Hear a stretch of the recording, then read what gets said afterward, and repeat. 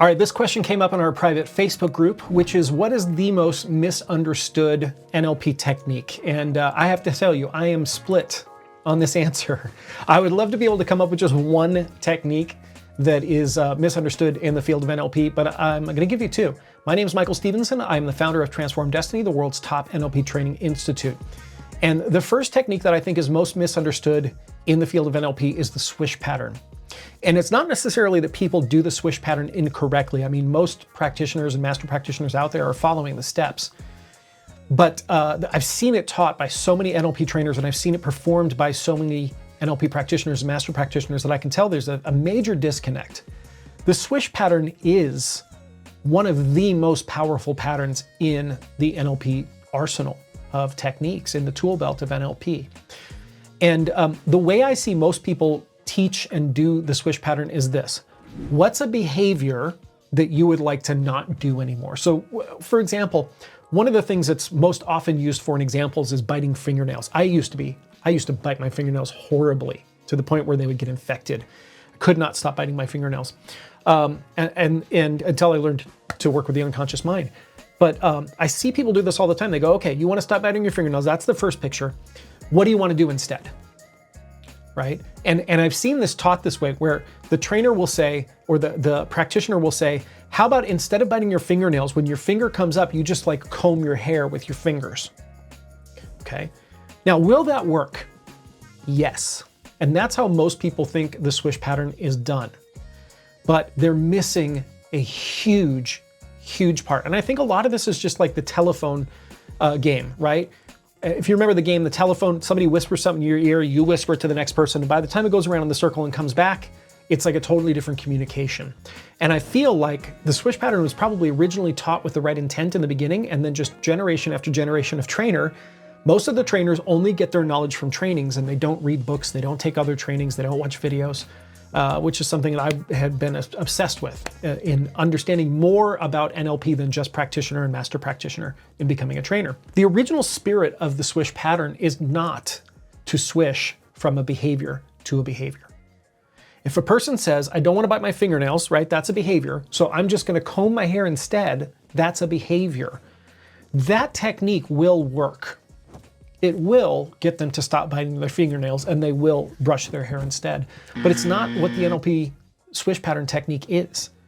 The original Swish pattern is supposed to be what's called a generative technique. As a matter of fact, a lot of the NLP techniques are generative in nature, and people don't seem to understand that these days.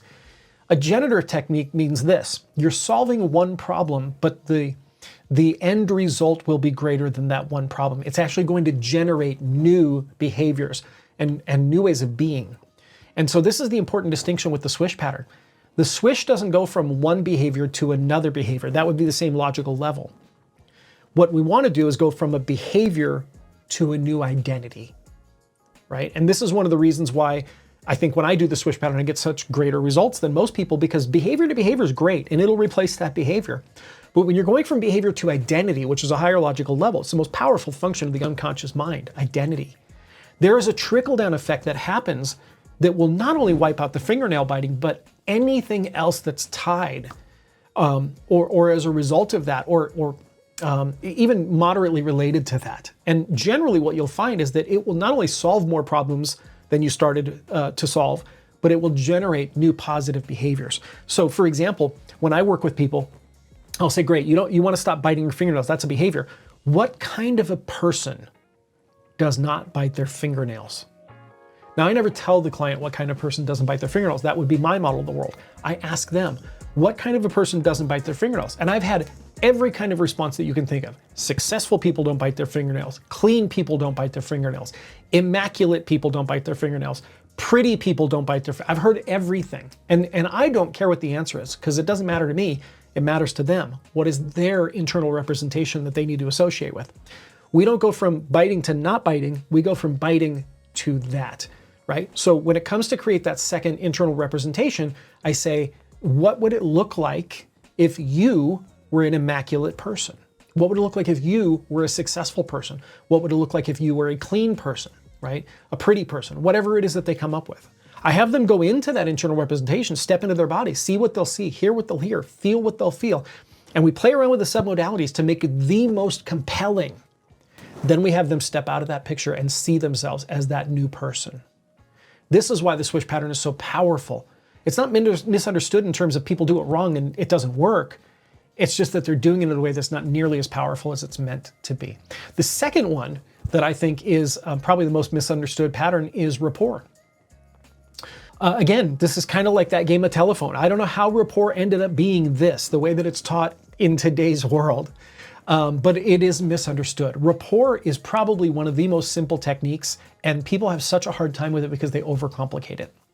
I have seen people, and matter of fact, as an NLP trainer, I get people who try to do this to me all the time when they know that I know NLP, and they're constantly matching and mirroring me. They're literally mimicking me to the point where it almost looks like they're making fun of me, right? Like, you know, when you're a kid and you have a brother or sister and they're like, stop copying me. And it just gets so annoying. Worse than that, it gets conscious. Other people can tell you're doing it. And I know when I was taught rapport, I was taught this wrong. And so I had an intense fear that other people were going to catch me doing rapport to them. And it wasn't until I really dug deep and studied the original writings on rapport in the field of NLP that I started to understand this. In rapport, you don't have to continually match and mirror every single thing the person is doing. You only have to pick one thing. One thing. Now that one thing can either be in the category of physiology, tone of voice, or words. Now the words are the least powerful when it comes to gaining rapport. The ones that are the most powerful because, you know, the majority of your communication is body language, physical, is that physical. So for example, if you want to gain rapport with somebody, if their arms are crossed, cross your arms. Okay, that's it. You don't have to do everything that they're doing. You don't have to match their voice if you're crossing their arms. You don't have to match their words. You don't have to match any other part of the body. Cross your arms, wait a second or two, wait a beat, and then do something and see if they mirror you.